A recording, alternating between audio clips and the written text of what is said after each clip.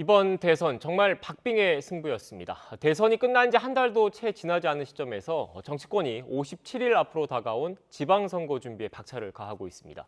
대선 2라운드로 불리는 6일 지방선거 여야 준비 상황 짚어보겠습니다. 전재수 더불어민주당 의원, 성일종 국민의힘 의원 나오셨습니다. 안녕하세요. 네, 안녕하십니까? 네, 안녕하세요. 본격적으로 대담 이어가기 전에 먼저 제가 조금 전에 들어온 속보부터 좀 그 내용을 좀 짚어봐야 될 것 같아요. 대통령 집무실 이전 문제와 관련해서 청와대가 일단 예비비 관련 협조를 하기로 한 것 같습니다. 일단 임시국무회의를 연다고 하던데 어떤 의미가 있다고 보십니까, 의원님? 일단 윤석열 당선자의 의지가 매우 네. 강한 것을 아마 문재인 대통령께서 확인을 하셨을 테고, 그다음에 애초에 문재인 대통령이든 민주당이든 청와대 이전 자체를 반대했던 것은 분명히 아닙니다. 저희들도 이제 청와대에 근무를 해봤지만 참모들과의 소통, 국민들과의 소통, 또 이런 부분에 있어서 미흡한 부분들이 있거든요. 그렇기 때문에 역대 정부에서 청와대 이전을 계속해서 이제 검토를 해왔던 것이고, 다만 이제 저희들이 우려했던 것이 이게 한번 옮기게 되면 우리가 뭐 5년만 쓸 것이 아니고 30년, 50년, 100년을 써야 되는 거거든요. 그렇기 때문에 적어도 한번 옮기면은 이 귀중한 국민 세금으로 이제 국민 세금이 얼마나 들어갈지 모릅니다. 아마 뭐 몇천억 들어갈 수도 있고 그랬는데, 이게 소중한 국민 세금을 한번 옮겨가지고 5년 달랑 쓰고 나올 것이 아니고 적어도 30년, 50년, 100년을 써야 된다고 한다면 더 다양한 국민들의 의견도 모으고 야당하고 대화도 해보고 기존에 또 청와대 근무했던 사람들 의견도 들어보고 이런 과정들이 필요하다는 것이죠. 그래서 무엇에 쫓기듯이 할 것이 아니고 시간을 두고 정말 소홀한 것은 없는지, 더 빠뜨린 것은 없는지, 그러고 난 뒤에 옮겨도 된다. 이것이 저희들의 입장이었거든요. 그런 측면에서 이제 당장 이제 대통령 윤석열 당선자가 이제 취임을 하게 되면은 지금 당장 이제 지금 청와대는 절대 안 들어오시겠다고 하니 적어도 집무실 이전과 관련된 이사비라든지 이런 부분들은 이제 국무회의를 통해서 예비비를 확보해 주는 것이 당선자에 대한 예의가 아니냐, 이런 차원에서 아마 청와대에서 결정을 한 것으로 그렇게 보여집니다. 네, 그러니까 의원님 말씀 들으면 그 합참 이전이라든지 안보 공백 우려가 있는 사안은 일단 놔두고 그렇습니다. 일단 당장 집무실 이전이라든지 이런 비용부터 먼저 내일 국무회의를 임시국무회의를 열어서 처리하는 방침으로 이해가 된다, 이런 말씀이시네요. 그렇게 알고 있습니다. 네. 예. 일단 뭐 이 방침대로 하면 원래 윤석열 당선인 측의 그런 그 취임과 동시에 용산 집무실까지는 좀 쉽지 않은 측면도 뭐 물론 있겠지만 아예 예비비가 의결이 안 됐을 때보다는 좀 빨라진 측면이 있는 것 같지 않습니까? 어떻습니까? 현 정권이 굉장히 부담스러웠을 겁니다. 네. 안보 공백을 이유로 삼아서 이 예비비 승인을 안 해주려고 했던 것이지요. 이 이면 속에는 인사 문제가 깊숙하게 있는 거 아닙니까? 물러가는 정권이 알박기 인사가 과연 적정한지에 대한 여러 가지 논의 좀 있었고요. 그렇지만 늦었지만 이렇게 임시국무회의를 열어서 일정한 부분이라도 반영을 해서 시간을 단축해 주려고 했었던 것에 대해서는 감사한 일이고요. 또 잘한 결정이라고 생각을 합니다. 대통령 집무실 이전하는 것은 국민들이 대다수가 동의하는 거 아니겠습니까? 그런데 이제 단지 이런 프로세스가 작동이 됐는가, 국민의 여론을 수렴했는가, 이 문제였는데 사실 이 부분에 대해서는 당선자께서도 결단사항이라고 국민들한테 동의를 구하신 부분입니다. 또 그 부분에 대해서 지적할 때는 뭐 일정 부분 그 국민의 동의를 받아야 한다라고 하는 거에 대해서는 많은 국민들께도 동의하는 부분도 있는데, 어찌됐든 늦었지만 이런 예산을 좀 반영을 해서 빨리 새로운 집무실을 마련해 줄 수 있도록 길을 열어준 거에 대해서는 전 긍정적으로 평가하고 싶습니다. 네, 긍정적으로 평가하고 싶다는 말씀까지 해주셨는데 일단 뭐 내일 임시 국무회의가 열리긴 하는데 세부 예산안이 어떻게 되는지는 아직 저희가 파악을 하지 못했거든요. 그래서 그 부분에 대해서는 파악이 되는 대로 다시 한번 이어지는 뉴스에서 전해드리고요. 영상을 좀 보시고 본격적으로 전국 대담 이어가겠습니다.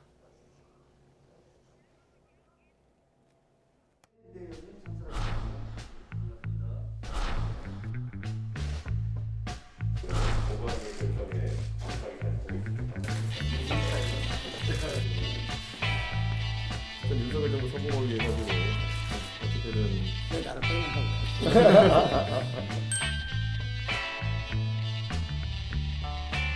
김기현 선배. 이걸 나도 다시 설명하려고. 학생인데 뭐.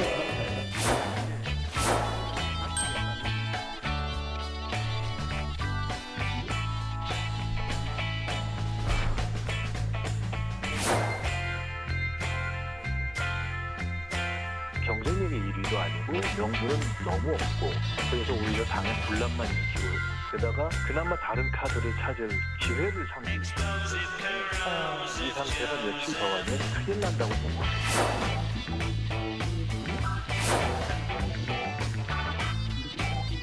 제가 뭐 이재명 후보와 정말 잘 안다고 생각하는 사람입니다. 예. 이재명 후보 뭐 그렇게 뒤에서 숨어가지고 뭐 대리 정치하고 뭐 그럴 만큼 느긋한 사람 아니에요. 이재명 대 무슨 뭐 이낙연과의 갈등 이렇게 보는 거는 완전히 다른 거다 이렇게 보는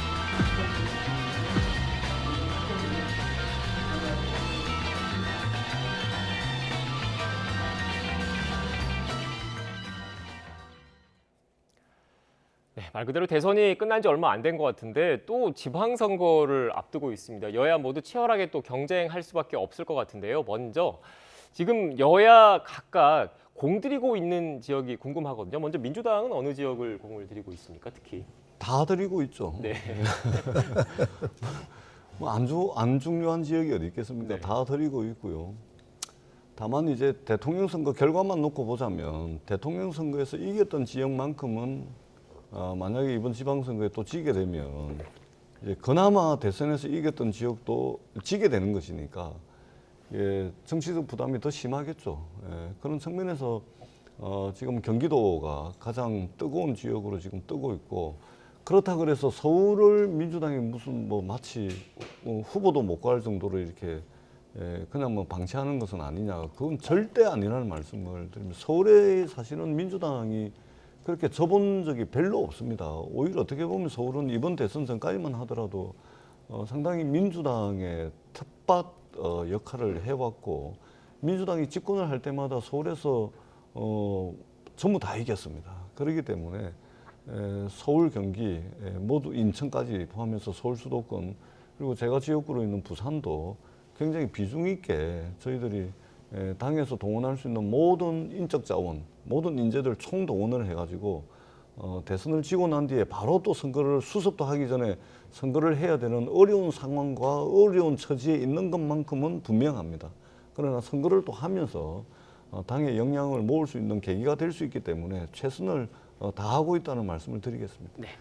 다 공을 들이고 있다는 그 어떻게 보면 저의 우문에 현답을 해주셨는데 의원님께는 다 공을 들이고 계시지만 국민의힘 쪽에서는 특히 어느 지역에 공을 들이고 계십니까?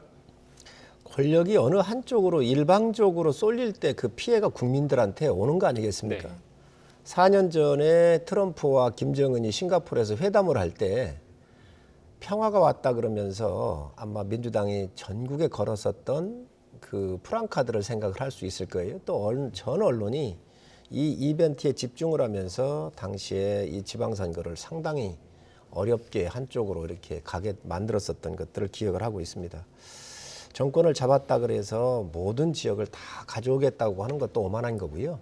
국민들한테 아주 겸손하게 다가가는 게 맞고 또 이 정권 자체가 새로 탄생하는 정권 자체가 권력 기반이 굉장히 약합니다.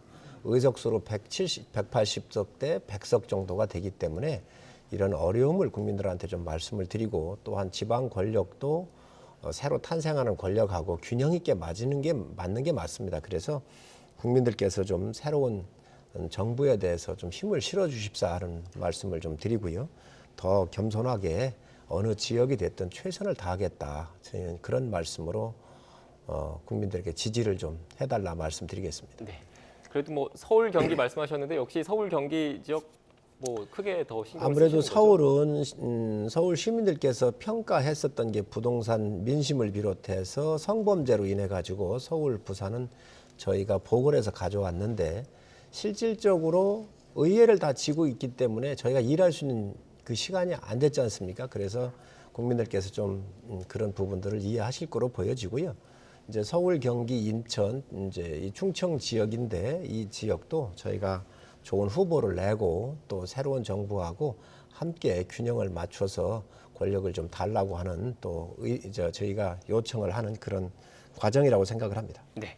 의원님께서 잠깐 뭐 지방의회 말씀하셨는데 현재 지방의회 상당수는 민주당 소속이신 네, 거잖아요. 그렇습니다. 네. 예, 예. 일단 이번 지방선거에서도 그걸 유지하기 위해서 좀 계속 노력을 기울이시겠네요.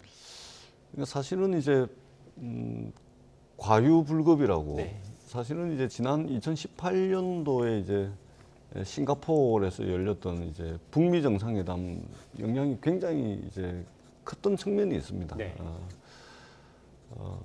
그래서 이제 그 이번 지방선거에 뭐 그 정도 민주당이 어떤 호재라든지 뭐 이런 것이 전혀 없기 때문에 그리고 이제 대통령 선거를 패배하자마자 이제 그리고 윤석열 당선자가 취임하고 불과 한 달도 안 돼 가지고 치르는 선거이기 때문에 사실은 굉장히 힘듭니다. 그리고 지금도 이제 그 힘든 그 과정 그것을 지금 지나고 있는 시점이고 힘든 선거이긴 하지만 그래도 뭐 우리 기초단체장들이라든지 또 기초의원, 강력의원, 광역단체장들이 그 지역의 지역 주민들을 위해서 또 해놓은 일과 실적과 성과가 있습니다. 그런 실적과 성과를 지역 주민들에게 좀 평가받는, 온전히 평가받는 그런 선거를 만들기 위해서 저희들이 뭐 최선을 다하고 있다 이 말씀 드리겠습니다. 네. 이번에는 국민들께서 균형을 좀 맞춰 주시지 않겠나 생각을 합니다. 당시에 그 평화쇼로 인해 가지고 권력이 아주 한쪽으로 이렇게 가다가 보니까 예를 든다고 한다면 이재명 지사의 법카 문제라든지 개발에 대한 여러 가지 이런 문제점들이 그 지방의회나 도의회 같은 데에서 걸러져야 되잖아요. 박원순 시장의 성범죄라든지 부동산에 대한 공급에 대한 여러 가지 문제가 있었을 때 의회의 기능이 작동이 됐었으면 공급의 문제가 됐을 거예요. 그런데 이게 어느 특정 정당으로 완전히 쏠림 현상이 있다가 보니까 이러한 견제와 균형이 의회에서 지방의회에서 이루어지지 못했거든요. 이 피해가 다 누구한테 왔는가? 지금 보면 다 우리 서민들한테 온 겁니다. 그래서 이번 또 저희가 정권을 잡아서 저희 쪽으로도 완전히 쏠림 오는 것 또한 그것도 국민들한테는 피해가 또 갈 수 있는 부분이잖아요. 그래서 이번 지방 같은 경우에 할 때 이런 지방의회 같은 경우도 각 그 시라든지 광역시 같은 이런 시민들 또 국민들이 적절한 견제와 균형을 좀 이루어 주십사는 말씀을 드립니다. 제가 한 가지만 바로 잡을 게 좀 있어서 우리 성일종 의원님께서 말씀을 저는 이제 잘못하신 걸로 보여지는데 아마 그 평화쇼라고 말씀을 하시는데 쇼라고 표현하는 데는 저는 좀 다른 생각을 가지고 있습니다. 이게 미국과 북한 사이에 트럼프와 김정은 사이에 정상회담이었습니다. 싱가포르에서. 이게 쇼가 되려면 이게 문재인 정부라든지 또는 민주당이 트럼프와 김정은을 싱가포르에 불러 모아야 되거든요. 이게 가능하겠습니까? 그렇기 때문에 설사 그런 쇼를 하려고 하더라도 그럴 역량이 안 되는 것이죠. 그렇기 때문에 이것은 북미 정상회담은 어떻든 한반도의 영구적이고 항구적인 평화 체제를 만들기 위한 하나의 지난한 역사적 과정으로 좀 봐주셔야지 그것을 쇼로 말씀하시면 아니 민주당이 그 싱가포르에 트럼프 보고 나와달라 그런다고 트럼프가 나옵니까? 김정은이 나와달라 그런다고 나오겠습니까? 그러니까 평화쇼보다는 평화를 위한 하나의 노력 그 과정으로 좀 봐주십사 하는 그 말씀을 아울러서 드리도록 하겠습니다. 우리 전 의원님 말씀이 일리가 있습니다. 대한민국 정부는 북한의 핵 문제를 해결하기 위해서 미국하고 이런 여러 가지 중재 노력도 좀 해야 되고요. 또 그런 시도는 뭐 저는 야당이지만 긍정적으로 평가를 했던 사람입니다. 그러나 이런 것들이 국내 정치하고 너무 긴밀하게 연결을 해서 또 오해를 받지 않으려면 이런 지방선거 이후로 좀 이런 것들도 현 정부는 문재인 정부는 고려했었어야 한다는 거죠. 그런데 이런 것들을 전부 다 지방선거나 이런 국내 정치 일정하고 아주 잘 이용을 했기 때문에 아마 그런 그 후폭풍이 있지 않나 생각을 하는데 역사적 실험에 대해서는 인정을 하지만 이 정치적인 이용을 해먹는 거에 대해서는 상당히 경계해야 될 부분들이 있다고 생각을 합니다. 아니 그러니까 네, 짧게 주십시오. 일단 오늘 주제가 이게 아니어서 네. 지방선거 시간표에 트럼프와 김정은을 그거는 신이라도 못 맞춥니다. 김정은이 그 뭐 누구 이야기를 듣겠습니까? 트럼프가 누가 이야기를 조정할 수 있었습니다. 한국의 대통령, 한국의 지방선거에 전 의원님 그런 부분을 조정할 수 있었다고 생각합니다. 트럼프와 김정은을 맞춘다는 것은 불가능한 이야기라는 말씀을 다시 드리도록 네, 하겠습니다. 알겠습니다. 오늘 주제가 지금 이 주제가 아니어서 다시 본래 주제로 좀 돌아올게요. 일단 두 분 말씀 중에 공통적으로 들어갔던 지역이 경기도 지역입니다. 특히 경기도에서는 지금 오늘 또 최근 들어온 녹취가 있어서 국민의힘 관련 상황을 좀 알아봐야 될 것 같은데 지금 유승민 전 의원에 이어서 김은혜 의원의 차출설이 떠올랐습니다. 관련해서 어떤 녹취가 들어왔는지 듣고 오겠습니다.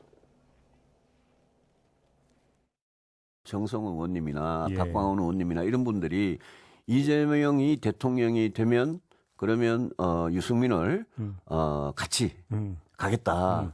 아주 뭐 합리적이고 상식적이고 개혁적인 분이다 이러면서 저를 엄청 비행기를 태워주시더라고요. 예, 예. 근데 바로 얼마 전에 그렇게 저를 비행기를 태워주시던 분들께서 지금은 전혀 부담스럽지 않고 윤심이 담겨 있는지 아닌지는 뭐 저는 확인할 방법은 없고요. 네. 그때 윤석열 윤심이든 아니든 저는 우리 국민의힘 이번에 경기도지사 이 중요한 선거는 그 경선 과정이 정말 치열하고 뜨거웠으면 좋겠습니다. 오늘 이 브리핑은 당선인 대변인으로서는 마지막 브리핑입니다. 출마의 최종 결심은 서진 않았지만 가급적 이른 시간 내에 제가 결심을 밝혀드리도록 하겠습니다. 네, 이건 국민의힘 관련된 사안이니까 성 의원님께 여쭐게요.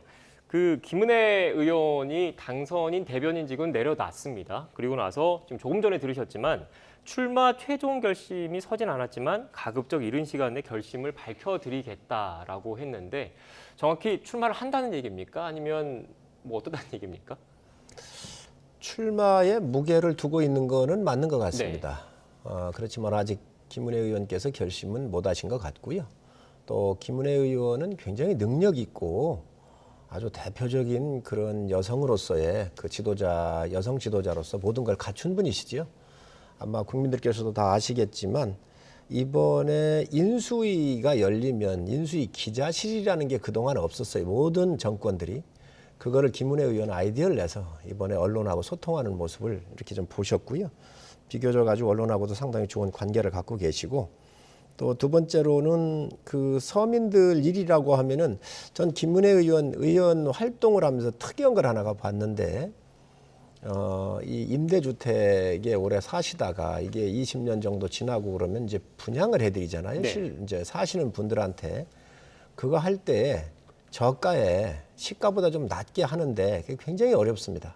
그래서 건교부라든지 그래서 본인이 직접 이 문제를 좀 해결하기 위해서 국토위를 지원을 했었어요. 가가지고 LH공사 같은 경우 협의를 해서 시가보다 몇십 프로 정도 싸게 이렇게 사시는 분들한테 할 수 있도록 사시는 분들한테 혜택을 드릴 수 있도록 하는데 혁혁한 의정 활동하는 걸 제가 옆에서 본 적이 있습니다. 그리고 인수위 대변인 같은 경우 하면서 실수가 거의 없었잖아요. 그렇기 때문에 아마 그런 인지도를 비롯해 가지고 후보의 착출군으로 올라가 있는 거 아닌가 생각을 하는데 아무래도 공관위에서 아마 그런 요청을 하고 있지 않나 생각을 합니다. 네. 실제 출마를 한다면 일각에서는 윤 당선인의 의중이 반영된 것 아니냐 이런 분석도 나오고 있던데 다른 당이긴 하지만 의원님께서는 어떻게 보십니까? 저도 잘은 모르겠습니다만 근데 분명한 것은 그 윤석열 당선자의 그 의중이 이건 100% 실린 것이다. 왜 그러냐면 기본적으로 이제 대통령직 인수위원회가 지금 본궤도에 올라와 있거든요. 그 다음에 이 국정과제를 확정해야 되는 시급한 일정도 또 있고 뿐만 아니라 어제 안철수 위원장께서 각별히 회의석상에서 이제 인수위원회 기강 잡기 뭐 이런 것도 했지 않습니까? 근데 이제 그 인수위의 모든 이제 논의 과정을 국민들께 전달하는 메신저 역할을 하는 대변인이 이제 지방선거를 이유로 그만둔다는 것은 윤석열 당선자의 의중이 안 실리고는 불가능한 일이죠. 뿐만 아니라 최근에 이제 국민의힘 내에서 벌어지고 있는 일들을 보게 되면 전부 이제 윤석열 당선자의 의중이 다 실려 있는 거죠. 그러니까 원내대표 선거를 준비했던 김태흠 의원을 충남으로 이제 빼고 그리고 원내대표 경선에 나서게 되는 김태흠 의원을 빼고 권성동 의원을 원내대표로 만들고 김은혜 의원을 빼고 경기도지사로 내보내고 그리고 또 누가 있죠? 뭐 이렇게 말하자면 이제 윤석열 당선자의 의중이 전적으로 이제 반영된 것이라고 볼 수밖에 없죠. 제가 이게 유승민 의원이 이제 경기도지사에 출마를 했는데 그냥 유승민 전 의원께서 그냥 하게 냅두지 굳이 거기에 이렇게 또 사람을 빼가지고 더더구나 그 인수위 대변인까지 하고 있는 분을 빼가지고 그렇게까지 하실 필요가 있을까라는 좀 생각이 드는데 뭐 국민의힘 일이니까 뭐 저는 그냥 뭐 지켜보도록 그렇게 하겠습니다. 김은혜 의원 보면은 당선인께서 김은혜 의원을 아끼고 챙기는 거는 맞지요. 그러나 당선인께서 공천에 관여하는 일은 없을 겁니다. 그리고 뭐 윤심 얘기를 하는데 그런 것들은 좀 비켜나가 계시다고 하는 게 정확한 아마 팩트가 될 거고요. 네. 공간위에서 경쟁력을 많이 볼 겁니다. 그리고 당선인께서도 또 새로운 세대의 다음 세대에 대한 성장의 판을 만들어줘야 되겠다라고 하는 생각은 있으시겠죠. 그러나 누구한테 이렇게 뭐 마음을 주셔가지고 내보낸다든지 이런 거는 뭐 아닌 거니까 그런 거는 좀 오해를 안 하셨으면 좋겠고요. 그 아무래도 공관위에서 요청했을 수는 있습니다. 인수위의 대변인을 맡고 있기 때문에 후보군을 좀 넓게 가져가고 또 여러 가지 당의 경선의 흥행을 위해서 이런 스마트하고 또 일을 잘하는 그런 여성 의원을 좀 내보내야 되겠습니다. 이렇게 얘기를 해서 그에 대한 인수위의 대변인이고 당선자의 여러 가지 생각을 국민들한테 전달하는 메신저 역할이었기 때문에 당선자께서 그것을 용인하신 것은 맞을 거예요. 그러나 당선자께서 직접 찍어서 공천에 관여하시지는 않고 있다라고는 말씀을 드립니다. 네. 근데 이게 딱 봐도 알 수 있는 일을 딱 봐도 알 수 있는 일을 그렇게 알겠습니다. 아니, 일단 전 의원님 그냥 좌판가시라고 보시면 어려우시니까. 네, 일단 뭐 김은혜 의원이 최종적으로 어떤 결심을 할지는 좀 지켜봐야 할 것 같은데 그렇다면 현재까지 이렇게 거론되는 하마평에 오른 사람들을 대상으로 여론조사 결과를 좀 돌렸는데 어떻게 나왔는지 한번 살펴볼까요? 먼저 경기도지사 국민의힘 후보 적합도부터 살펴보겠습니다. 지금 보시는 것처럼 아시아경제가 의뢰를 했고 리얼미터가 조사를 했습니다. 지난 1일부터 2일까지 조사를 했고 표본 오차는 95% 신뢰 수준에서 플러스 마이너스 3.1% 포인트입니다. 경기도지사 국민의힘 후보 적합도만 놓고 봤을 때는 지금 유승민 후보가 오차 범위 밖에서 지금 우위를 달리고 있는 모습을 살펴볼 수 있고요. 다음 그래픽도 한번 좀 보여주시겠습니까? 네, 양자 가상 대결입니다. 지금 그 민주당 쪽에서 김동연 후보가 만약에 후보가 최종적으로 선정이 돼서 나왔을 경우에 이 결과인데 김은혜 의원이 나온다고 결정을 했을 때 가상 대결을 좀 붙여봤을 때는 김동연 그 지금 대표가 일단 우위에 있는 것으로 오차 범위 밖에서 우위에 있는 것으로 지금 나왔고요. 다음 그래픽도 좀 보여주시죠. 만약에 국민의힘 후보가 유승민 후보로 됐고 또 민주당 쪽에서는 김동연 대표가 후보로 최종적으로 확정됐을 경우에 이렇게 그 가상 대결을 했을 때는 오차 범위 안에서 이렇게 팽팽하게 접전을 벌이고 있는 것으로 일단 나왔습니다. 물론 지금 이 조사 결과는 아직 뭐 각 당의 경선이 최종적으로 좀 진행이 되지 않았고 후보가 결정되지 않은 상태에서 그 언론사랑 여론조사 기관이 일단 선정으로 해서 한 결과니까 그 부분을 참고를 하셔야 될 것 같고요. 어떻게 보셨습니까, 의원님께서는? 이게 아직 시작도 안 한 거거든요. 네네. 예, 시작도 안 했기 때문에 제가 볼 때는 뭐 이 여론조사가 뭐 크게 의미가 있을 것 같지는 않습니다. 네. 그리고 이번 대통령 선거 과정에서도 하루에 뭐 여러 수십 개가 쏟아지는 여론조사의 홍수 속에서 저희들이 여론조사를 쭉 지켜봤지 않습니까? 근데 대선 결과하고 출구조사는 이제 얼쭉 맞았는데 선거 캠페인 과정에서 여론조사가 상당히 좀 이 민심을 제대로 반영하지 못했던 측면들이 분명히 있습니다. 그렇기 때문에 뭐 참고 자료는 될 수는 있어도 저것이 지금의 민심을 제대로 반영하고 있다라고는 보기 어려울 것 같고 전국적으로는 각 당에서 이제 경선 과정을 거쳐서 최종 후보를 선택하고 난 뒤에 막 이루어지는 여론조사가 아마 민심을 어느 정도 반영하는 것으로 그렇게 봐야 될 것 같습니다. 네, 아직은 좀 이르다 여론조사 결과를 분석하기가 이런 말씀이셨던 것 같은데요. 유승민 의원과 김동연 부총리를 넣었을 때는 같은 대선 주자급이잖아요. 네. 그렇기 때문에 아마 1.6% 정도를 유승민 의원이 이겼는데 김은혜 의원하고 김동연 부총리를 넣으니까 13% 정도가 차이 나요. 김은혜 의원이 굉장히 많이 나온 거죠. 이런 걸 한번 봐야 돼요. 전 의원님도 지금 말씀하셨을 때 큰 의미는 안 두셨는데 서울시장 선거할 때 안철수 후보가 압도적으로 이기고 있었습니다. 그런데 오세훈 후보께서 나서셔가지고 또 나경원 의원하고 비교했을 때 또 나경원 의원을 당내에서 이겼고요. 뭐 그건 당내라고 하니까 치지만 그 오세훈 후보가 결론적으로 또 3% 이상으로 안철수 후보를 이겼잖아요.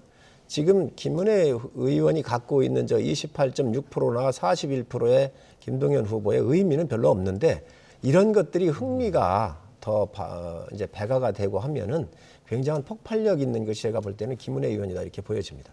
그러니까 우리 성일종 의원님께서도 김은혜 의원의 잠재력을 높게 평가하는 거 보니까 우리 성일종 의원님께도 아마 윤심이 아주 극히 반영이 된 것 같다는 맞습니다. 그렇게 읽혀집니다. 네, 일단 뭐 지금 두 분 말씀하셨던 것처럼 아직 지방선거까지 50일 넘게 남은 상황이고 각 당의 후보가 최종적으로 확정되지 않은 상태에서 지금 돌린 여론조사 결과이기 때문에 일단 시청자 여러분께서도 참고 사항으로 살펴보시면 될 것 같고요. 이 이야기를 좀 해보겠습니다. 지금 경찰이 김혜경 씨, 그러니까 이재명 전 경기지사 부인 김혜경 씨 법인카드 유용 의혹 사건에 대해서 수사에 좀 속도를 내는 모습입니다. 여기에 대해서 민주당은 어떻게 생각하십니까? 예, 수사해야죠. 네. 예, 대선 캠페인 과정에서 어떻든 국민의힘을 비롯해서 뭐 또 이제 뭐 이런저런 또 시민단체에서 고소 고발이 있었고요.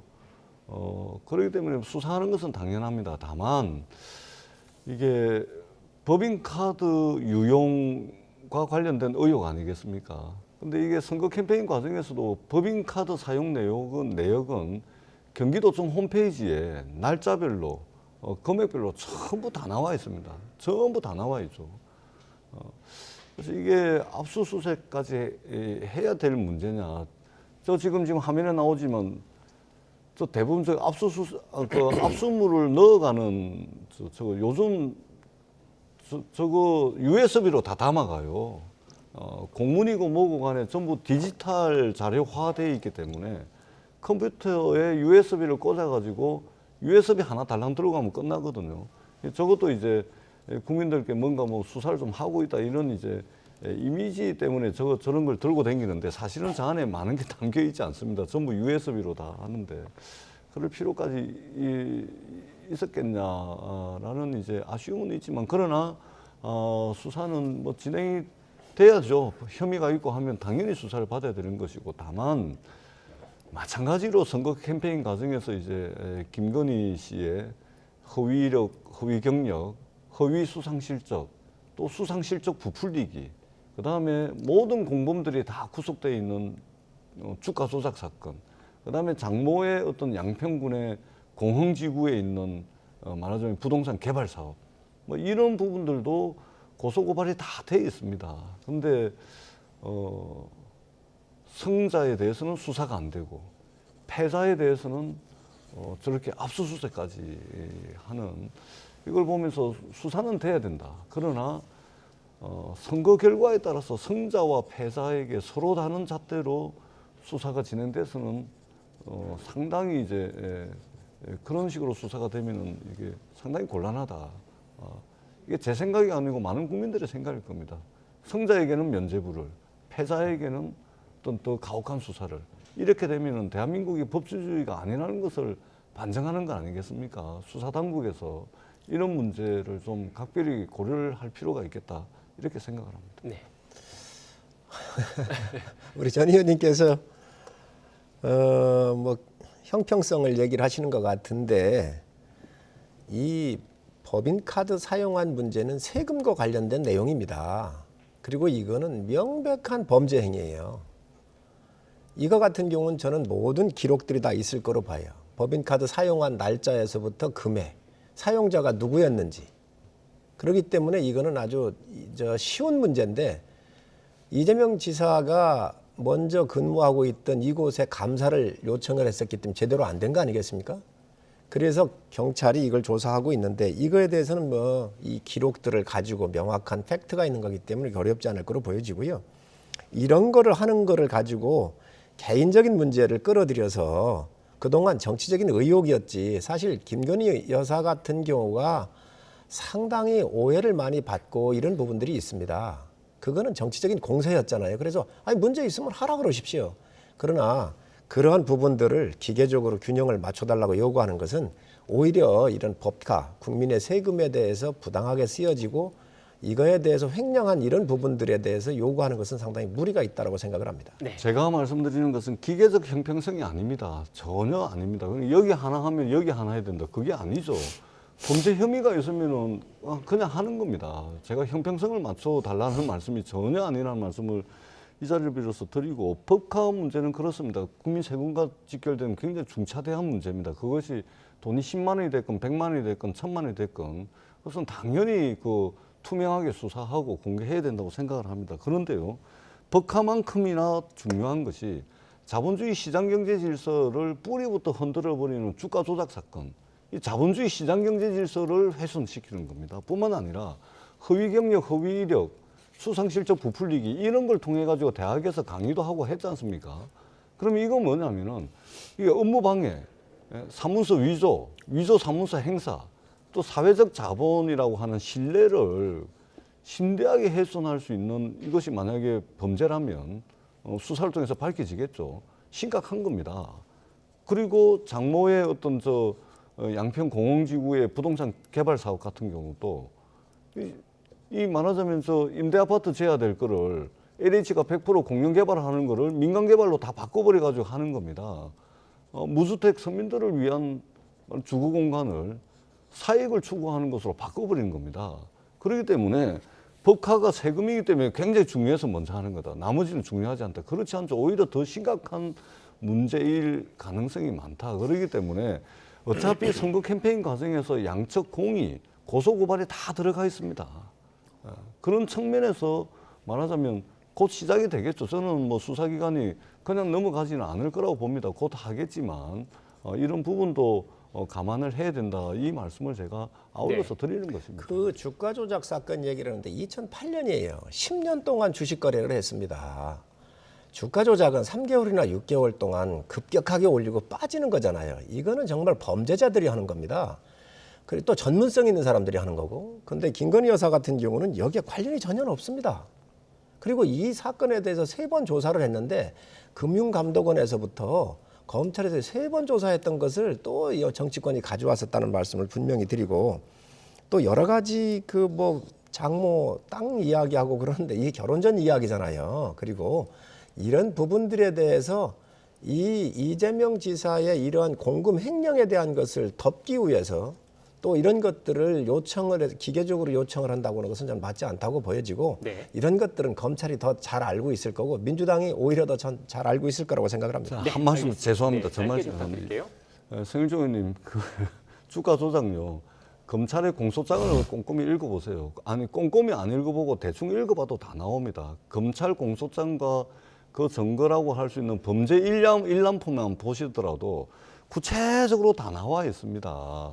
그러니까 선거 때 저는 그렇게 이제 대충 얼버무리고 넘어가시면 안 되고요. 저는 네. 수사기관이 법과 원칙에 따라서 공정하게 수사해야 된다 이 말씀 드립니다. 그 말씀 주시면 짧게 나임 부탁드리겠습니다. 옵티머스 사건 났었을 때 그거 해야죠. 예, 남부에 해야죠. 있었던 남부 지검에 있었던 증권 범죄 합수수사단을 지금 정부가 없애버렸어요. 이런 거를 없앴던 분들이 이걸 지금 얘기한다고 하는 것은 있을 수 없는 일이라고 생각을 해요. 네, 알겠습니다. 오히려 이런 것들을 다 반면교사 삼아서 되돌아보시라. 제가 더 이상 말씀 안 드리고 네, 검찰 공소장과 범죄 일람표 보시라 이 말씀 드리겠습니다. 네, 일단 뭐 또 다시 주제를 좀 다시 좀 좁혀서 뭐 수사기관에서 또 어떻게 좀 진행을 할지 향후 경과를 좀 꼼꼼하게 좀 지켜봐야겠다 정도로 좀 정리를 하고요. 지금 이 얘기도 좀 해봐야 될 것 같아요. 그 총리 인준 문제를 좀 짚어봐야 될 것 같은데 한덕수 국무총리 후보자의 오늘 녹취가 좀 있습니다. 그 관련된 내용을 좀 듣고 나서 두 분 의원님의 의견을 들어보겠습니다. 아니 그거는 우리 기자님의 생각이고 이 문제는 우리는 확실해요. 지금 모든 거를 팩트 체크를 해가지고 우리가 국회 청문을 위해서 그 검증을 위해서 제출합니다. 그럼 일단 제출이 되면 그 팩트를 기초로 해가지고 우리 언론도 보시고 국회의원도 보시고 다 봐가지고 거기서 이제 질문을 하고 답변을 하고 토론을 해가지고 이제 모두가 판단을 하는 거니까 이렇게 뭐 하나하나를 가지고 이게 뭐 옳으냐 그러냐 그거는 의미가 없다고 생각해요. 도덕성 검증의 주요 내용은 이제 문재인 정부가 세웠던 7개 그 인사 검증 기준인데요. 이번 그 인수위는 어떤 인사 검증 기준을 가지고 있다 이런 것을 밝혀본 적이 없습니다. 그 고문료 받은 거라든가 또는 뭐 론스타 사건과 관련이 있는 것 아니냐. 2002년도요. 저축은행 사태 관련해서도 여러 가지 의혹이 나오고 있는데요. 이것은 이제 우리 인사검증 TF에서 면밀하게 검토를 해서 저희 입장을 정하게 될 것입니다. 송곳 운운하면서 문재인 정부가 제시했던 인사검증 7대 기준을 검증 잣대로 삼겠다고 주장하는 것은 완전한 코미디가 아닐 수 없습니다. 윤석열 당선인께서 문재인 정권의 인사 기준보다 더 엄격한 기준과 잣대로 한덕수 후보자를 검증했던 것은 말할 필요도 없습니다만 일단 한덕수 총리 후보자와 관련해서 민주당도 지금 송곳 검증을 좀 벼르고 있습니다. 핵심은 뭐 고액 고문료 그리고 론스타 사건 관련된 의혹인 거죠. 송곳 검증이라고 언론에서 말씀하시는데 송곳 검증 아닙니다. 송곳은 찌르면 아프잖아요. 피도 나고. 송곳 검증 아니라는 말씀을 드리고 다만 극히 상식적 부분에서 국민 눈높이 수준에서 하겠다 이 말씀을 드리고 인사청문회 과정에서 민주당이 발목 잡는 야당에 몰입해 있다 이런 이미지를 국민들께 절대 안 드릴 겁니다. 그런 이미지를 드리는 순간 우리는 또 심판받게 되어 있습니다. 그렇기 때문에 협력할 것은 협력하고 그다음에 야당이 국회에 존재하는 이유가 있기 때문에 그 야당이 국회에 존재하는 이유에는 분명한 역할을 하겠다 이 말씀을 드리고요. 한덕수 총리 내정자께서는 저도 개인적으로 뭐 좋은 이미지를 가지고 있습니다. 온화하고 합리적이시고 근데 최근에 이제 이게 어제 이제 언론 보도 나와서 봤는데 이런 겁니다. 공직에 계시다가 대형 로펌 가서 경제활동 하시다가 또 공직에 옵니다.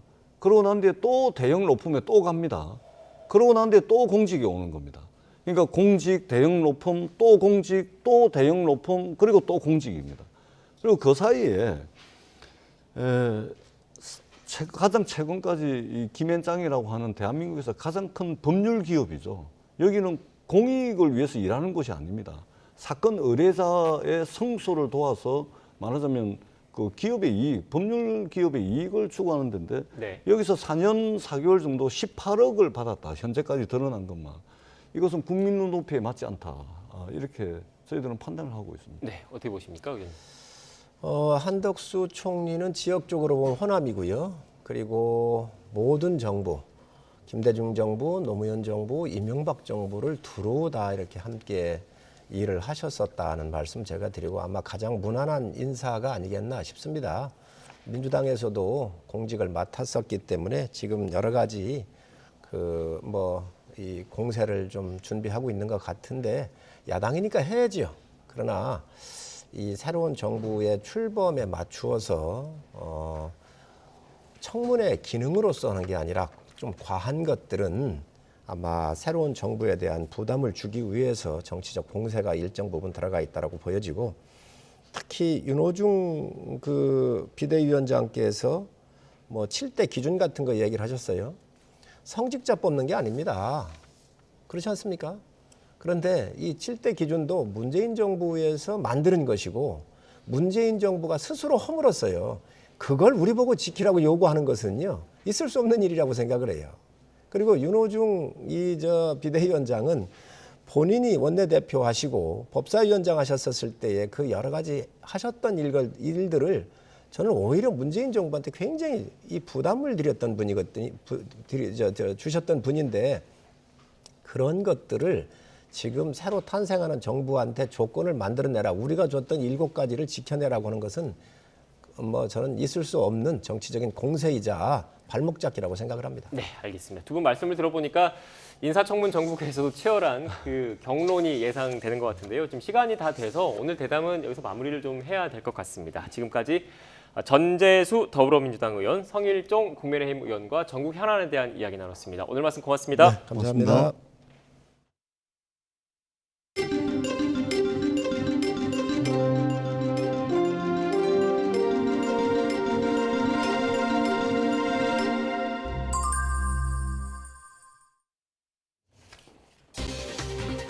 문재인 대통령은 대통령 집무실 이전을 위한 예비비 관련 정보 검토 결과를 보고받고 예비비를 조속히 처리하라고 지시했습니다. 이에 따라 청와대는 내일 임시 국무회의를 열고 대통령 집무실 이전 예비비를 심의 의결할 예정입니다. 새 정부의 국정운영 전반을 관리할 국무총리 후보자가 지명되면서 후속 인선 작업도 속도를 내고 있습니다. 이르면 모레부터 경제부총리를 포함해 국정 최우선 현안으로 꼽히는 경제안보 분야 인선이 이루어질 것으로 보입니다. 북한 김여정 노동당 부부장이 남한에 총포탄을 쏘지 않겠다고 하면서도 남한이 대결을 선택하면 핵 무력 임무를 수행하겠다고 밝혔습니다. 남측의 선제 타격 발언에 대한 비난 수위를 다소 낮추면서 자신들의 핵 개발 정당성을 강조한 것으로 풀이됩니다. 러시아의 우크라이나 민간인 집단 학살 잔혹 행위 정황이 속속 드러나면서 국제사회의 충격과 분노가 커지고 있습니다. 러시아는 관련 영상이 조작이라고 주장했지만 미국 등 서방 국가들은 푸틴 러시아 대통령을 전범 재판에 회부할 것을 촉구하고 나섰습니다. 휘발유와 경유 등 공업제품 가격이 치솟으며 지난달 소비자 물가가 4.1%나 상승했습니다. 소비자 물가 상승률이 4%대를 넘은 것은 지난 2011년 12월 4.2% 이후 10년 3개월 만에 처음입니다. 뉴스앤 이슈 이어가겠습니다. 문재인 대통령은 오늘 오전 대통령 집무실 이전을 위한 예비비 관련 정부 검토 결과를 보고받고 최대한 빨리 임시 국무회의를 열어서 예비비를 조속히 처리하라고 지시했습니다. 이에 따라 청와대는 내일 임시 국무회의를 열어 대통령 집무실 이전 관련 예비비를 심의 의결할 방침입니다. 박경미 청와대 대변인의 브리핑 내용 직접 들어보시겠습니다. 문재인 대통령은 오늘 오전 대통령 집무실 이전을 위한 예비비 관련 정부 검토 결과를 보고받고 최대한 빨리 임시 국무회의를 열어 예비비를 조속히 처리하라고 지시했습니다. 이에 따라 내일 임시 국무회의를 개최하여 대통령 집무실 이전 관련 예비비를 심의 의결할 예정입니다. 이상입니다. 한덕수 국무총리 후보자는 최저임금은 정부의 개입인 만큼 신중해야 한다면서 경제에 미칠 부작용을 고려해야 한다는 점을 강조했습니다. 청문회 사무실로 출근하면서 취재진에게 직접 밝힌 내용입니다. 직접 들어보시겠습니다. 노사 간에 협의를 해서 결정할 일을 정부가 개입을 해서 결정을 하는 거기 때문에 항상 그렇지만은 정부의 이런 개입이라는 거는 굉장히 신중하고 최소한에 그쳐야 된다 하는 게 제 기본 원칙입니다. 이번에 이제 만약 그런 임금 논의를 한다면 정말 우리의 사정을 잘 보는 그런 합리적인 선에서 결정이 되어야지 너무 막 두 단위로 너무 높이 올라가면은 우리가 지금 한 몇 년 전에 경험했던 것처럼 기업들이 결국은 오히려 고용을 줄여버리는 그런 결과가 와서 서로가 결국 루즈 게임이 된다. 그러니까 이게 윈윈 게임이 되도록 이렇게 좀 잘 해야 된다 하는 그런 원칙만 말씀드릴게요. 지난해 11월 인천의 한 다세대 주택에서 층간소음으로 인한 다툼 끝에 흉기 난동이 벌어진 사건 기억하실 텐데요. 당시 출동한 경찰관들이 부실 대응했다는 의혹이 불거졌는데 피해자 가족 측이 사건 발생 5달 만에 당시 상황이 담긴 CCTV를 공개했습니다. 사건 발생 이후 경찰관의 현장 대응 모습이 그대로 담겨 있는데 파장이 클 것으로 보입니다. 자세한 내용 취재기자 연결해서 알아보겠습니다. 홍민기 기자. 네, 사회1부입니다. 네, 층간소음 흉기 난동 당시 경찰관의 대응 모습이 담긴 CCTV 영상이 공개됐다고요. 네, 그렇습니다. 조금 전인 오늘 오전 10시쯤 인천 층간소음 흉기 난동 사건 피해자 가족들이 기자회견을 열었는데요. 지난해 11월 인천 서창동의 한 다세대 주택에서 사건이 일어난 지 5달 만입니다. 당시 출동한 경찰관 2명이 흉기 난동을 보고도 현장을 떠나면서 부실 대응 논란이 크게 일었는데요. 당시 현장 상황이 담긴 CCTV가 오늘 공개된 겁니다. CCTV 영상을 보면서 설명해 드리겠습니다. 지난해 11월 15일 오후 5시쯤 다세대 주택 1층 현관에서 촬영된 영상입니다. 3층에서 흉기 난동이 일어난 직후 여성 경찰관이 1층으로 내려오는데요. 손으로 목을 가리키며 당시 상황을 설명하는 듯한 모습이 보입니다. 이어 경찰관과 함께 있던 피해자 가족은 3층으로 뛰어 올라가지만 두 경찰관은 건물 밖으로 나가는데요. 1층 공동 현관문이 열려 있는데도 두 경찰관은 한동안 안으로 들어가지 않습니다. 2분이 지난 뒤에야 테이저건과 3단봉을 꺼내 건물 안으로 들어가는데요.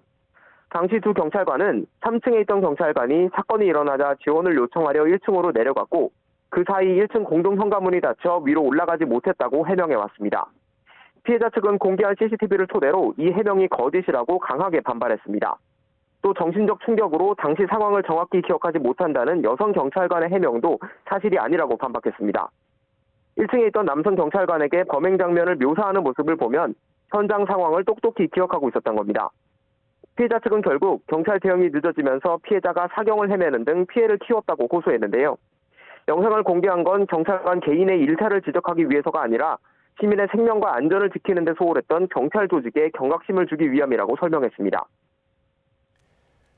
네, 그런데 피해자 측이 새로운 의혹도 제기했죠?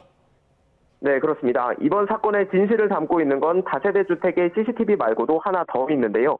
바로 출동 경찰관이 몸에 착용하고 있던 바디캠입니다. 앞서 현장에 있었던 경찰관은 바디캠에 찍힌 영상을 용량 문제로 삭제했다고 주장해 왔는데요. 공개된 CCTV 영상을 다시 한번 보시겠습니다. 1층에 있던 경찰관 2명이 다시 3층으로 올라간 다음 잠시 뒤 가해자를 붙잡고 내려오는데요. 걸린 시간은 3분 40초 정도였습니다. 피해자 측은 경찰관이 3층에 나타나 기절한 가해자에게 수갑을 채우고 연행하기까지 1분 30초 정도밖에 걸리지 않았다고 주장했습니다. 나머지 2분 동안 경찰관 2명이 부실 대응 정황이 담긴 바디캠 영상을 삭제한 게 아니냐 이런 의혹을 제기했는데요. 공개한 CCTV 영상을 바탕으로 해당 경찰관에 대해 신속하고 공정한 수사를 벌여달라고 다시 한번 촉구했습니다. 이번 사건으로 3층에 거주하던 가족 3명 가운데 중년 여성이 뇌 손상을 입고 의식불명 상태에 빠져 있고 딸도 얼굴을 다쳐 치료를 받고 있습니다. 당시 출동한 두 경찰관은 사건 발생 열흘 만에 직위 해제됐는데요. 피해자 측은 앞으로도 기자회견을 이어가면서 경찰 조직의 변화를 촉구한다는 계획입니다. 지금까지 사회 일부에서 전해드렸습니다.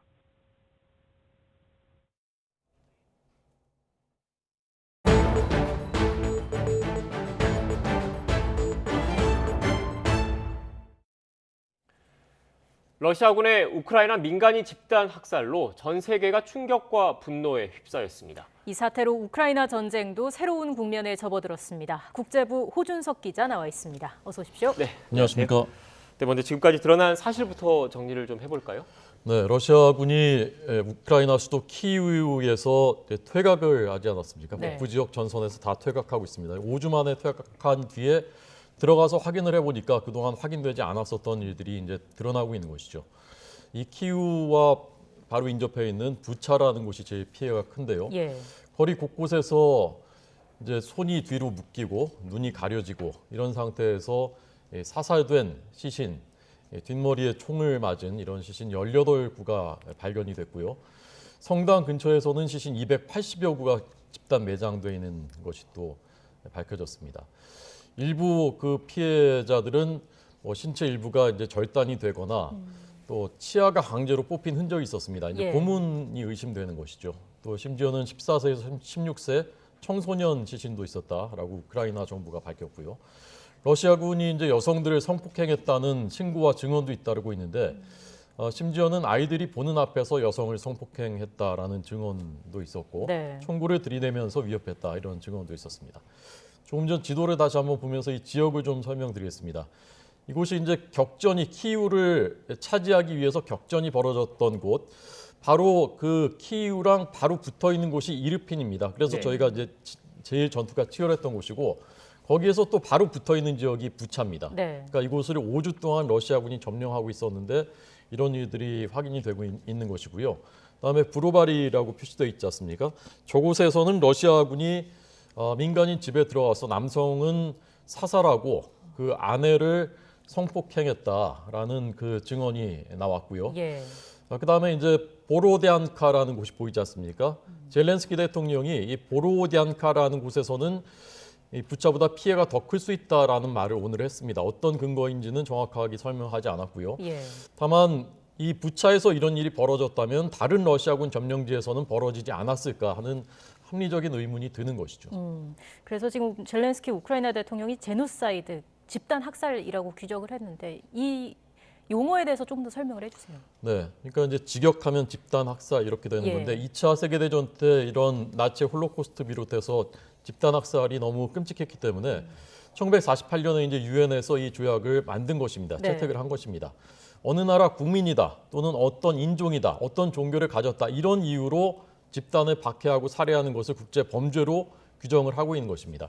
그래서 지금까지 대표적인 이런 제노사이드의 사례가 유태인 집단 학살했던 홀로코스트, 그다음에 수단 다르푸르 학살, 뭐 크메르루즈 이런 것들 대부분 피해 규모가 수십만, 수백만입니다. 그러니까 규모로 봤을 때는 이 집단 제노사이드보다 지금은 어쨌건 지금 밝혀진 것은 400여 구 정도거든요, 예. 시신이.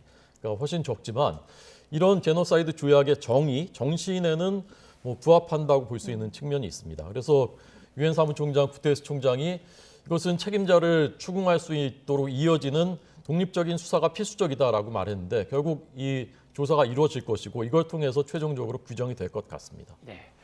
이런 의혹, 이런 내용에 대해서 일단 러시아 측에서는 조작된 거다 이렇게 좀 강력하게 부인을 하고 있는 거죠. 그렇습니다. 이제 우크라이나 정부가 자작극한 네. 거다. 서방 언론들을 위해서 연출한 영상인데 그게 SNS로 퍼지고 있는 거다. 그다음에 러시아군이 점령한 동안에 단 한 명도 민간인이 폭력적인 행위에 피해 받은 사람이 없다라고 이제 주장을 했습니다. 장관이 직접 얘기를 했습니다. 그런데 이제 몇 가지 면에서 봤을 때 국제사회가 신뢰하기 어려운 측면들이 있습니다. 네. 첫 번째는 우크라이나를 이번에 침공하기 전부터 러시아가 했었던 몇 가지의 여러 번의 발언들. 예를 들면 우크라이나 우리가 공격하지 않겠다라고 여러 번 얘기를 했었습니다.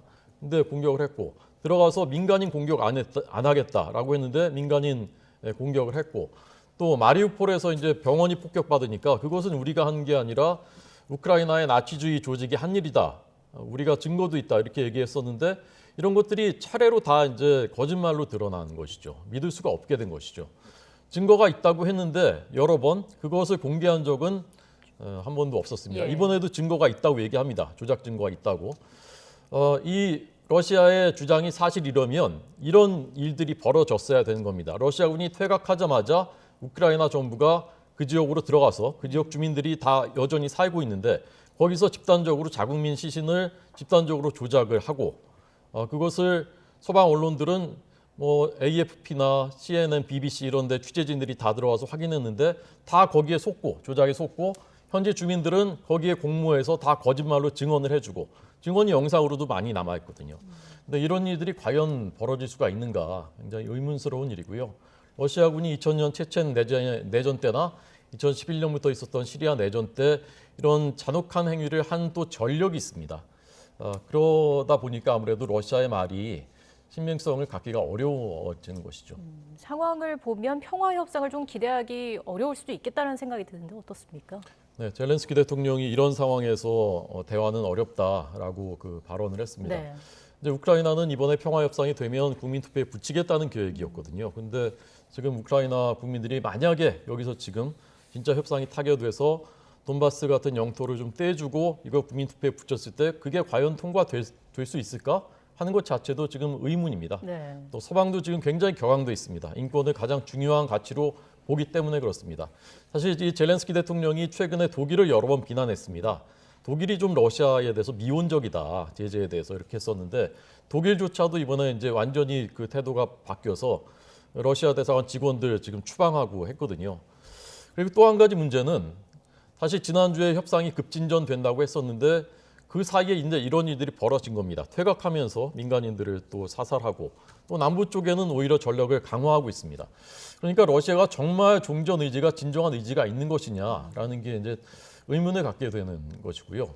그럼 지도에서 보면 그 아래쪽에 그 돈바스 지역 동쪽 그 도네츠크, 루안스크 말고도 그 밑에 마리우폴 집중 계속 공격하고 있고 그 옆에 오히려 서부 쪽에 오데사, 미콜라이우도 공세를 강화하고 있거든요.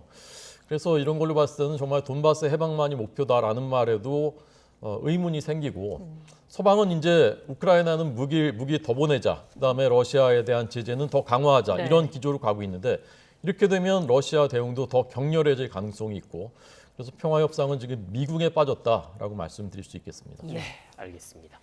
지금까지 국제부 호준석 기자와 관련된 이야기 나눴습니다. 오늘 말씀 고맙습니다. 최근 반려동물처럼 반려식물을 키우는 사람들이 늘고 있습니다. 코로나19 위기의 장기화로 인해서 심리적인 안정감이 필요한 사람들이 특히 반려식물을 많이 찾는다고 합니다. 이러다 보니 식물 호텔이나 식물 병원 같은 서비스도 등장했습니다. 식모기를 맞아서 황윤태 기자가 직접 현장에 다녀왔습니다. 큰 식물원 모양의 카페 안, 뾰족하고 푸른 잎의 타마린드, 붉은 단풍잎을 연상하게 하는 휴케라와 특이한 모양이 매력적인 셀렘까지. 카페 안은 봄꽃과 식물들로 가득 찼습니다. 향기는 사람을 모으고 사람들은 자연스럽게 화면에 담습니다.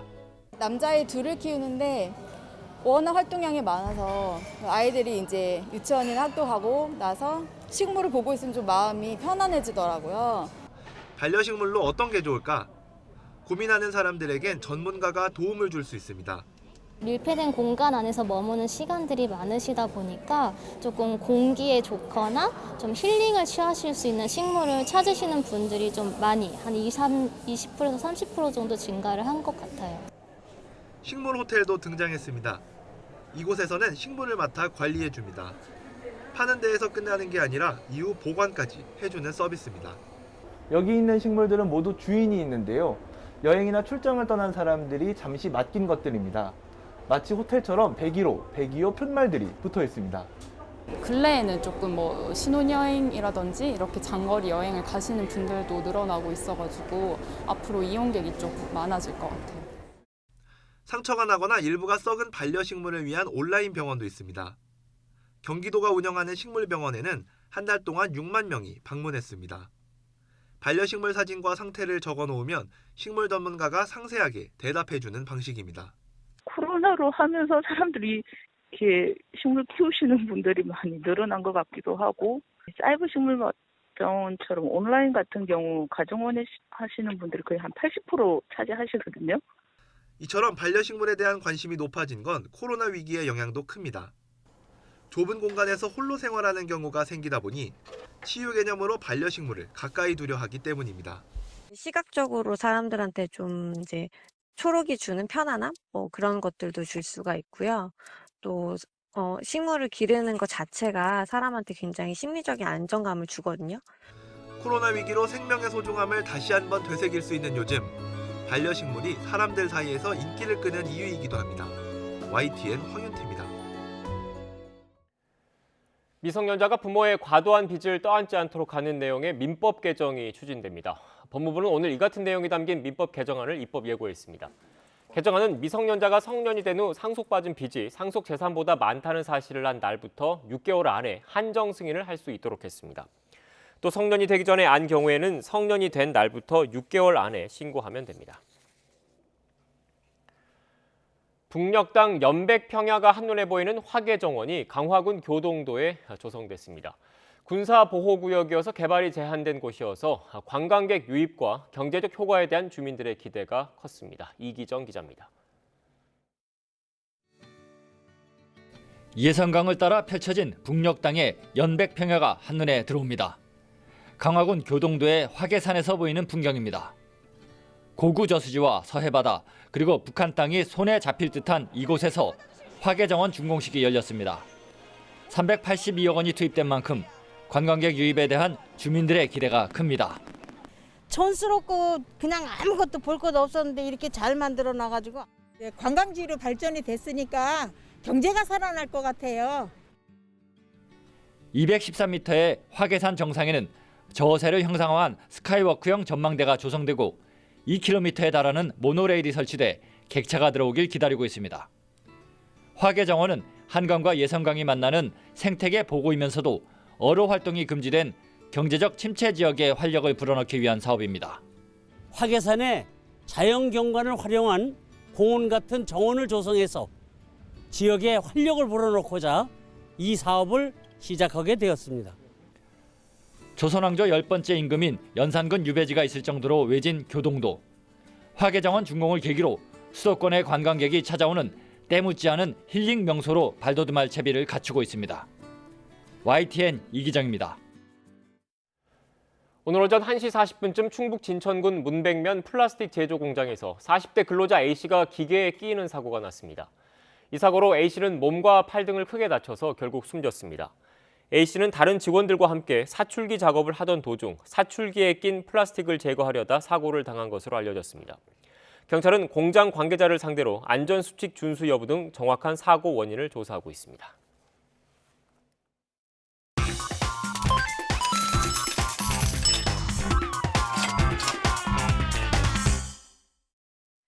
오늘의 경제지표입니다. 먼저 국내 증시부터 보시겠습니다. 코스피는 눈치보기 장세를 이어가고 있습니다. 미 증시 훈풍에 힘입어 상승 출발했지만 기관과 외국인이 매도에 나서며 2,750선에서 등락을 반복하고 있습니다. 코스닥 지수는 2차 전지 관련주가 강세를 보이면서 950선에서 상승세를 유지하고 있습니다. 이어서 미국 증시 함께 보시죠. 3대 지수 모두 오름세로 마감했습니다. 미 연준의 긴축 움직임에 지난 1분기에 크게 빠졌던 기술주에 저가 매수세가 유입된 것이 지수 상승을 견인해냈습니다. 이어서 이 시각 환율 상황 보시죠. 원달러 환율 1210원대 초반에서 거래가 되고 있습니다. 달러화는 강세를 보이고 있지만 글로벌 투자 심리가 회복하면서 하방 압력을 받고 있습니다. 위안 원 직거래 환율은 1위안당 190원 선 기록하고 있습니다. 마지막으로 국제유가입니다. 다시 한번 배럴당 100달러 선을 넘었습니다. 유럽연합이 대러 추가 제재를 논의할 것이라는 소식이 유가를 끌어올렸습니다. 지금까지 오늘의 경제지표였습니다. 오늘은 식목일이자 절기 청명입니다. 절기에 맞추기라도 한 듯 이곳 도심공원에는 싱그러운 개나리가 만발의 노란빛으로 물들었는데요. 따스한 봄볕이 내리쬐면서 현재 서울 기온은 14.4도까지 올랐습니다. 앞으로 2도가량 더 오르면서 봄 기운이 완연해지겠습니다. 다만 서쪽 지방을 중심으로는 초미세먼지가 짙게 나타나고 있으니까요. 오늘 외출하실 때는 차단율이 높은 미세먼지용 마스크 착용하시기 바랍니다. 오늘 중부지방은 대체로 맑겠지만 남부지방은 구름 많겠습니다. 오늘도 대기 정체로 인해 곳곳에서 초미세먼지가 기승인데요. 오늘 인천과 경기 남부, 충남은 종일 대기질이 나쁨 수준을 유지하겠습니다. 맑고 건조한 날씨가 이어지면서 서울 등 내륙 곳곳, 강원 동해안과 전남 남해안 일부 지역에는 건조주의보가 내려졌습니다. 불씨관리 철저히 해주시기 바랍니다. 오늘 낮 기온은 어제와 비슷하겠습니다. 서울 16도, 대전 18도, 광주 19도가 예상됩니다. 기온은 계속해서 오름세를 보이면서 일교차 큰 봄 날씨가 이어지겠고요. 다가오는 목요일 오전에는 중부와 호남 지방에 비가 내릴 전망입니다. 전국에 산불 위기경보 경계 단계가 내려졌습니다. 특히 강원 산간을 중심으로는 바람도 강하게 불고 있으니까요. 산불 등 화재 발생하지 않도록 각별히 유의하시기 바랍니다. 지금까지 YTN 원희다입니다. 뉴스 앤 이슈 마치겠습니다. 잠시 뒤 더 뉴스가 방송됩니다. 시청해주신 여러분 고맙습니다.